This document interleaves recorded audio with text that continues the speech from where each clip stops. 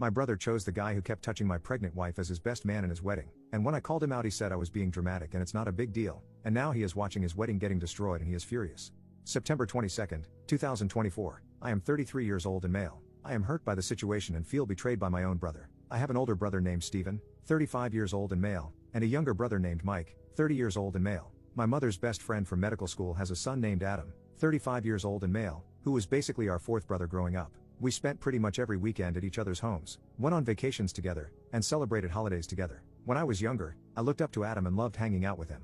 He was a good friend, and I have so many wonderful memories with him from childhood. My feelings towards him started to change when I was a junior in high school. A good friend of mine told me that Adam was aggressive towards her, was always hugging her and rubbing her shoulders without asking, and once tried to pressure her into sleeping with him after she said no. At the time, I did not think Adam meant to come across that way, but I started to notice more and more concerning behavior on his part. When he was 19 and in college, he slept with a freshman at our high school. He told everyone that he thought she was 16, which is the legal age of consent, but I still did not understand why he would sleep with a high school student after he graduated. I ended up going to the same college as Adam and my older brother Stephen and played college baseball with both of them. Adam was liked on the team, but had a reputation for being aggressive with women.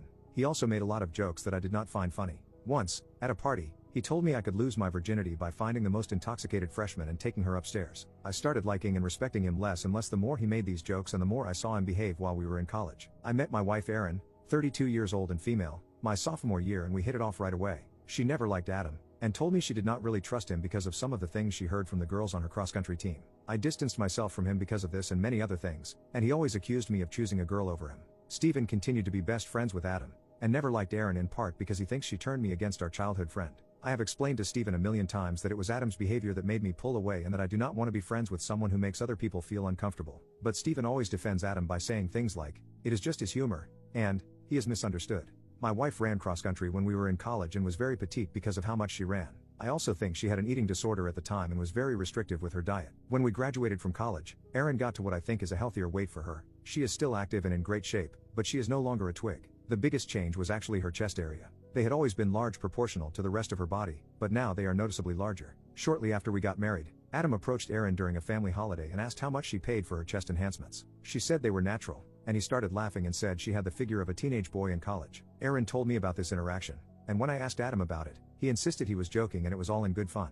I told him to stop making comments about my wife's body, and Adam accused me of being sensitive. He continued to make comments about my wife's chest every time we saw him, such as calling them a work of art and asking if he could take a picture of them for his future wife's plastic surgeon. Erin always just rolled her eyes, ignored him, and begged me to do the same. She thinks Adam is an idiot, and does not think it is worth it to argue with a guy like that. Since I pretty much only had to see him once or twice a year at the time, I agreed to do what my wife wanted. 3 years ago, when Erin was 7 months pregnant with our daughter, my family celebrated Christmas with Adam's family. I was speaking with one of my cousins when Erin came up to me in tears and asked to speak with me. She told me that Adam, who was belligerent and intoxicated, followed her into the bathroom. He shoved her against the wall and squeezed her chest hard to see if it was real. He would not let go of her until Erin needed him in the nether regions. When I heard what happened, I punched Adam in the face, told him he is no longer allowed near my wife, and left with Erin. The good news is my parents and brother Mike all supported Erin and agreed that they no longer wanted anything to do with Adam. To be honest, no one in my family really liked or respected the guy, but they tolerated him because his parents actually are wonderful people and were like second parents to me before all of this happened.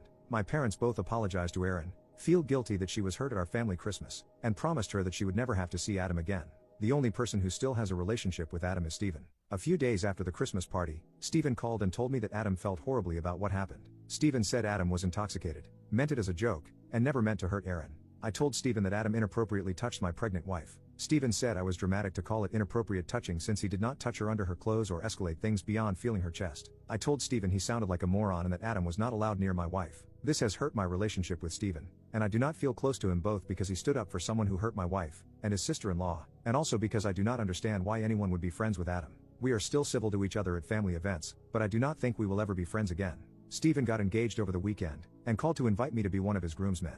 I think he did this out of obligation more than anything else. He also asked if my daughter, she is almost 3 now, would be the flower girl. I said yes, but then Stephen told me that Adam was going to be his best man. I was shocked, but honestly not too surprised. I told my brother that I do not want my wife or my daughter anywhere near Adam. I also said that if Adam could do something like that to Erin, he could do the same thing to his fiancée Julia too. Stephen accused me of holding a grudge over a dumb intoxicated mistake Adam made and also accused me of being jealous that he and Adam are as close as brothers and I do not have a close bond with either of them. I told Stephen that he should keep Adam as his best man, and that I would not be a groomsman and my family would not be at the wedding. Stephen was furious, to say the least. Mike also declined to be a groomsman because he also hates Adam and does not understand how Stephen could be close to someone who did that to Aaron. My parents asked Stephen how he could choose Adam over me and his sister-in-law and asked him to reconsider having him as the best man, but Stephen insists it is what he wants. He has told my parents and our other brother that Aaron drew a wedge between me and Adam, and now she is tearing apart our family. I heard this from Mike. Luckily, everyone but Stephen loves Aaron, and no one else thinks she is in the wrong. Long story short, my mother is desperate to keep our family together. She told me she disagreed with Stephen inviting Adam to the wedding at all, let alone as his best man, but asked if I would consider going to the wedding but not being a groomsman. I told her I did not want my wife and daughter around Adam. She said she understood, but said our family would go with Aaron and our child and watch them the whole time. I said I did not want to expose her to the man who touched her inappropriately, even if there is no physical danger. My mother says she understands, but asks if I would consider attending for the sake of the family. She basically thinks I will never have a relationship with my brother again if I miss his wedding. Am I the butthole? Any advice would be appreciated.